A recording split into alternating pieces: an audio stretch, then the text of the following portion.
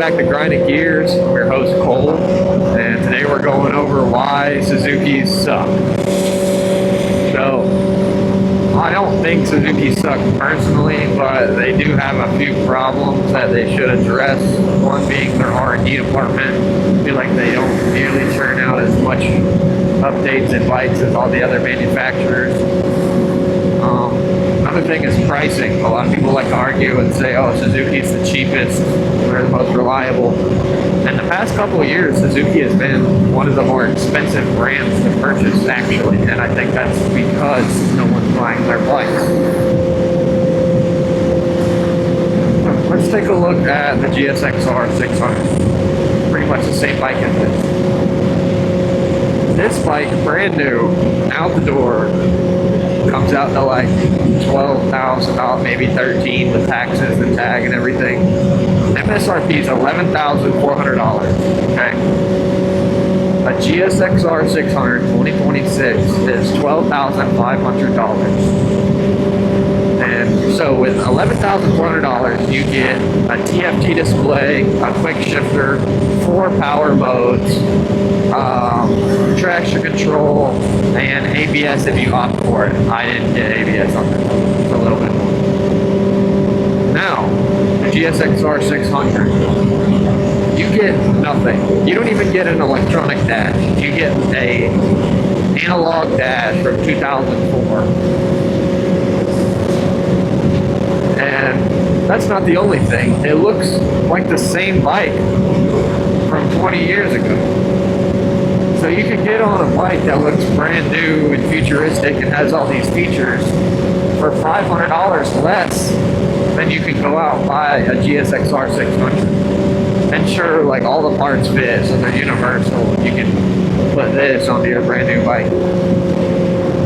That doesn't matter to me. What matters is it's a little creepy, but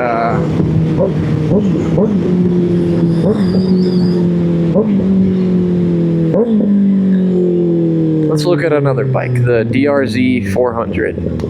That bike was released in 2000, right? Here's 2026. They're just now adding fuel injection to that bike.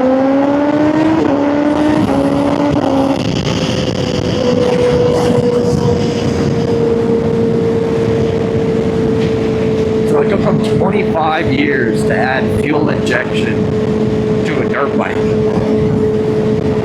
when everybody else did it in 2010. And that's one of their best-selling motorcycles.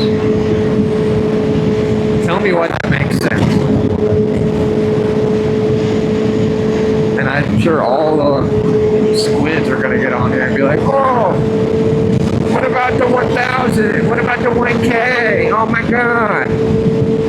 That is the only bike Suzuki cares about, okay? And guess what? It still looks like the same bike from 20 years ago. They don't update any of their looks. And one more bike that's super popular from Suzuki, the Hayabusa. It's 1300 cc's, right? It's supposed to be like the monster granddaddy bike, top speed monster, everything like that. It weighs 600 pounds and has 196 horsepower. For reference, the GSXR 1000 weighs like 450 pounds and has 197.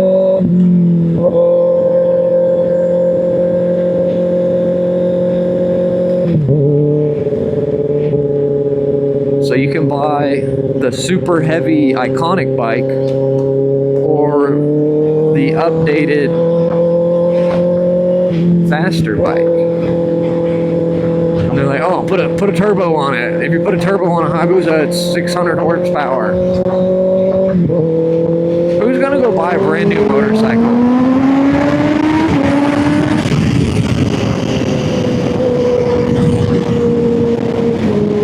Who's gonna buy a brand new motorcycle and put a turbo kit on it? Unless you're rich or Ford or Cletus McFarlane.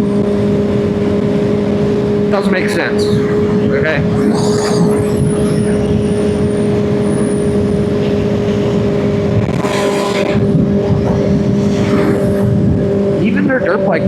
The RM. I feel like no one really rides RMs anymore. I mean, at least whenever I go to a dealer, I never see one on the showroom. The dealer I work at doesn't even carry them anymore just because there's no point. Every other brand has better products for a better price.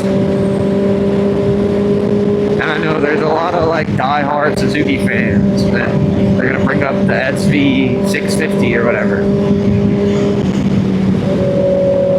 The SV 650 is a great bike. They're fun, you know, like in town and everything.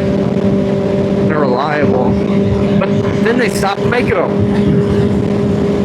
Suzuki took one of their most popular best bikes and discontinued it. Would a good brand do that?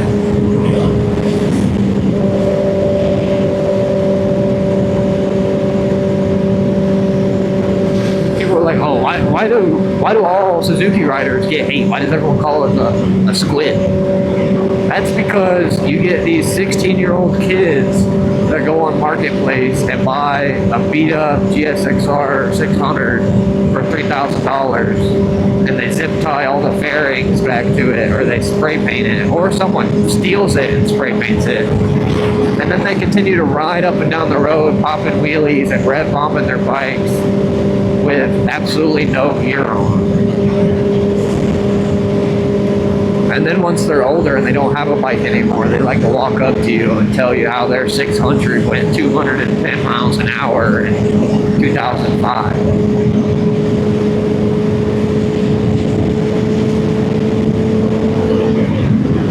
They're just an embarrassing group of people, you know.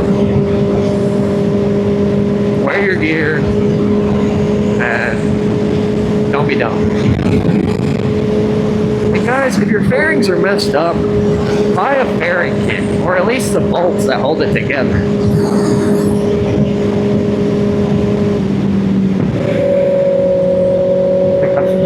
A set of fairings is like $700, maybe $1,000 on Monster Fairings. This road sucks.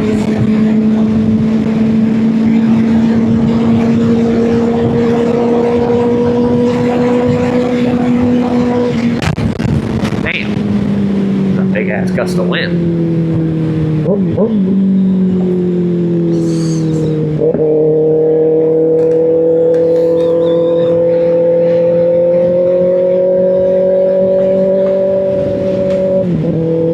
So yeah, out of the big four, there's really no advantage of going with Suzuki. So they don't necessarily suck, but they're not a better decision. Out of Honda, Kawasaki, Yamaha, Suzuki, it's bottom of the totem pole. And some people have like a special connection with them. That's all they buy is Suzukis. I know people that have like 4 or 5 of them at their house. For me personally, it's just not my thing. And there's no hate towards anybody that thinks that bike's for them, but I just can't do it. They're ugly to me. I'm sorry. I don't hate them. I'd probably own a DRC 400 or something in the future. But, yeah. If you give me a Kawasaki over Suzuki, I'm taking the Kawasaki every day. Same thing with a Honda or a Yamaha.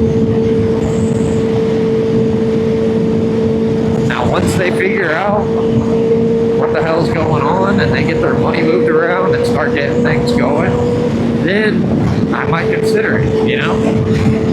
But until then, I hope you found this video a little educational. At least thought the ride was pretty, something like that.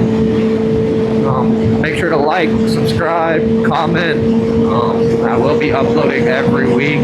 So thank you for watching, and I'll catch you on the next one.